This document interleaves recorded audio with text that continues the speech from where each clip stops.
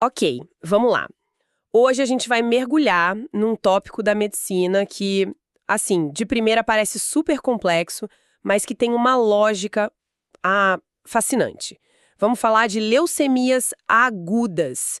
A nossa missão aqui é organizar as ideias, partir do básico mesmo, o que define uma leucemia como aguda, depois entender os dois grandes grupos, sabe? Mieloide e linfóide, e o mais legal, a gente vai usar um subtipo, a LMA-M3, para ver como um detalhe genético minúsculo pode, nossa, mudar completamente o tratamento. E é um campo onde a precisão é tudo, né? Entender a origem da célula doente não é só um detalhe acadêmico. Não mesmo. É o que define a abordagem, o tratamento, o prognóstico, define o jogo todo. Certo. Então vamos começar pelo começo, pelo nome, aguda. Isso já dá a primeira grande pista, né? Não é algo que se desenvolve lentamente. Exatamente. Aguda significa rápido, agressivo. É uma doença que pode tomar conta do corpo assim em questão de semanas. E leucemia já diz onde o problema começa. Na fábrica do sangue, na medula óssea. Mas para bater o martelo no diagnóstico, tem uma regra muito clara. E essa regra é um número, um percentual que muda tudo. É a regra de ouro. Mais de 20% de blastos na medula óssea. Blastos que são as células bem jovens, né? As imaturas. Isso, as células bebê do sangue. Pensa na medula como um berçário que deveria amadurecer essas células para elas virarem células funcionais. Na leucemia aguda, esse berçário quebra. Ele para de amadurecer e começa a fazer cópia atrás de cópia dessas células bebê, que não servem para nada. Então quando a contagem passa de 20%, o alarme de incêndio. É o que oficializa o diagnóstico. E o problema é que essas células inúteis começam a ocupar o espaço das que funcionam. Perfeito, é o que a gente chama de falência medular. A fábrica fica tão entupida de blastos que a produção de células saudáveis, despenca. E isso leva a um quadro chamado pancitopenia. Que é a falta de tudo. A falta de tudo que importa no sangue. E é essa falta que gera os sintomas que a pessoa sente, certo? Sim, é uma tríade bem clássica. Primeiro a anemia, pela falta de glóbulos vermelhos. A pessoa fica exausta, um cansaço que não passa, pálida. Falta de ar para fazer qualquer coisa. Isso. Segundo, a leucopenia, a falta de glóbulos brancos. O sistema imune vai para o chão. Aí vem as infecções graves, febre que não baixa. E terceiro, a trombocitopenia, falta de plaquetas. Daí os sangramentos, manchas roxas. Entendi. Então o critério dos 20% diz que é leucemia aguda e a falência medular explica por que os sintomas aparecem. Mas aí vem a próxima pergunta. Qual tipo? Porque existe uma grande divisão, uma encruzilhada no caminho das células, não é? É a melhor analogia. Imagina a célula-tronco, a mãe de todas as células, no começo de uma estrada. Logo na frente tem uma bifurcação. Ok. Se ela pega o caminho da esquerda, a linhagem linfóide, ela vai virar os linfócitos, a tropa de elite do sistema imune. Se ela pega o da direita, a linhagem mieloide, ela vira quase todo o resto. Neutrófilos, hemácias, plaquetas. A leucemia aguda é um carro que perde o controle e acelera por um desses dois caminhos. Então, se o carro desgovernado foi pelo caminho linfóide, temos a leucemia linfoblástica aguda, a LLA. E aqui tem um dado muito marcante. É o câncer mais comum em crianças. Isso é assustador. Por que essa preferência? A razão exata a gente ainda estuda, mas parece ter a ver com o desenvolvimento. O sistema linfóide, principalmente o de células B, está numa fase de expansão muito intensa na infância. É muita divisão celular. E toda divisão tem uma pequena chance de erro. Na LLA, um desses erros acontece e trava a célula no estágio imaturo, o linfoblasto, que se multiplica sem parar. E ainda tem os subtipos dentro da LLA, de células B ou T. O prognóstico muda muito. Muda, sim.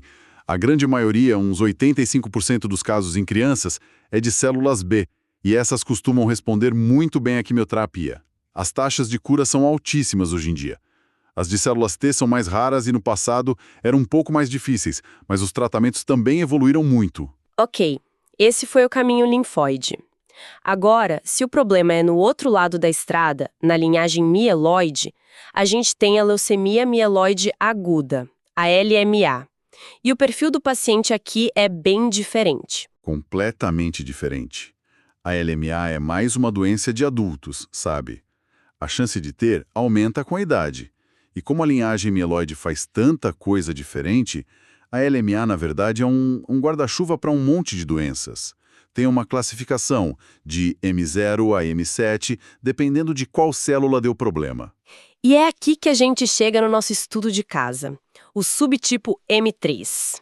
De todas essas, por que a leucemia promielocítica aguda, a M3, é tão especial? Porque ela é a personificação da medicina de precisão.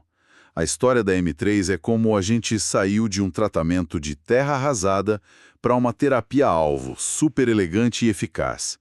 Tudo porque a gente descobriu o defeito molecular exato. E esse defeito é uma translocação. A palavra é complexa, mas a ideia é que importa, né? Pensa assim. Nossos cromossomos são como livros de receita. Na LMA-M3 acontece um acidente. Uma página do livro do cromossomo 15 é arrancada e colada no livro do cromossomo 17.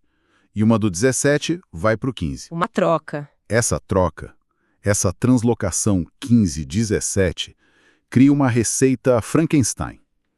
E essa receita produz uma proteína defeituosa, que impede a célula de amadurecer. Espera aí.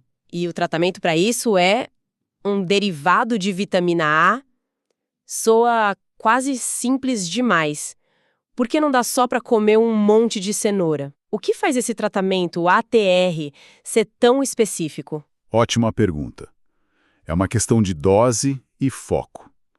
O ATR, que é o ácido all-trans-retinóico, é uma forma farmacológica, super concentrada. Ele consegue, digamos, forçar a barra com aquele receptor defeituoso. Ah, entendi. Em doses altíssimas, ele se encaixa no receptor e o obriga a dar o sinal que ele deveria dar.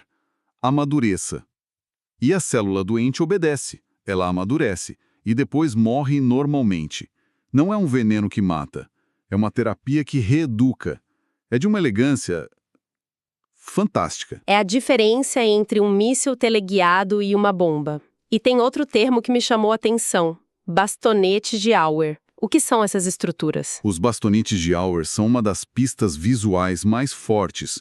Quando o patologista olha a célula no microscópio, ele vê umas agulhinhas cristalizadas dentro dela. E o que são essas agulhas? São aglomerados de uma enzima chamada mieloperoxidase, a MPO. Mieloperoxidase. MPO é a munição que eles usam para destruir bactérias. É uma enzima exclusiva dessa linhagem.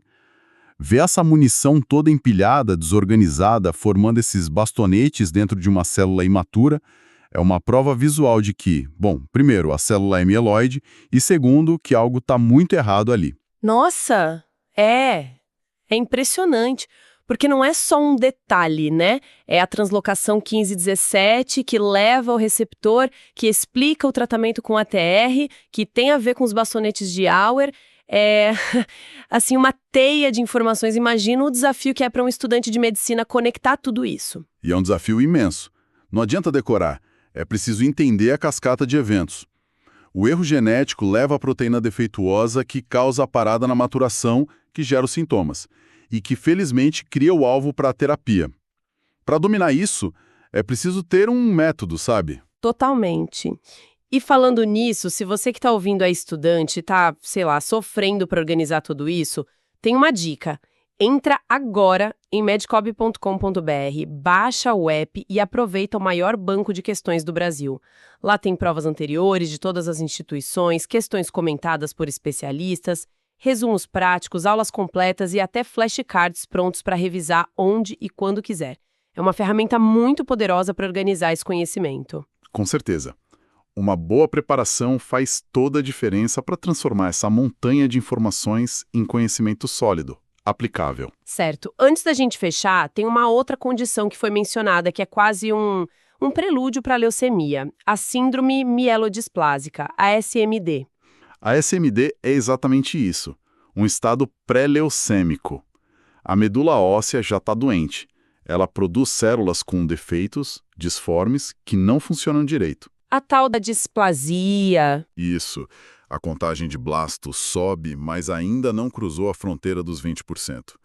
É como um motor que está falhando, engasgando, e a gente sabe que se nada for feito, uma hora ele vai fundir e virar uma LMA. E aí entra um paradoxo terrível da oncologia, né? Muitas vezes, a SMD aparece em pessoas mais velhas que, anos antes, trataram um outro tipo de câncer. É a ironia trágica. A quimioterapia e a radioterapia salvam milhões de vidas, mas elas não são 100% seletivas. Elas danificam o DNA de células que se dividem rápido, isso pega as células do câncer, mas também pode pegar as células tronco saudáveis da medula. Anos depois, uma dessas células danificadas pelo tratamento anterior pode dar origem a uma leucemia secundária. Então, o que fica de tudo isso? Para mim, fica claro que leucemia aguda não é uma coisa só. É um termo que abriga um universo de doenças, cada uma com sua identidade, seu público e seu tratamento. A grande lição, para mim, é o poder do diagnóstico específico. E além do leucemia, e descobrir se é LLA ou LMA e qual subtipo molecular, como a gente viu na M3. Isso é a medicina do século XXI. Muda o jogo. A biologia molecular não é mais teoria de laboratório. Ela dita a conduta na beira do leito, salva vidas com uma precisão que era impensável. Isso me deixa pensando numa coisa, sabe? A própria ideia de uma leucemia causada pelo sucesso no tratamento de um primeiro câncer levanta uma questão bem complexa. A gente está ficando cada vez melhor em curar o primeiro câncer, e isso é ótimo. Mas o que a gente faz com essa nova população de sobreviventes que talvez carregue essa semente de um segundo problema anos depois? Como a ciência e a sociedade vão se adaptar para cuidar dessas pessoas no longo prazo?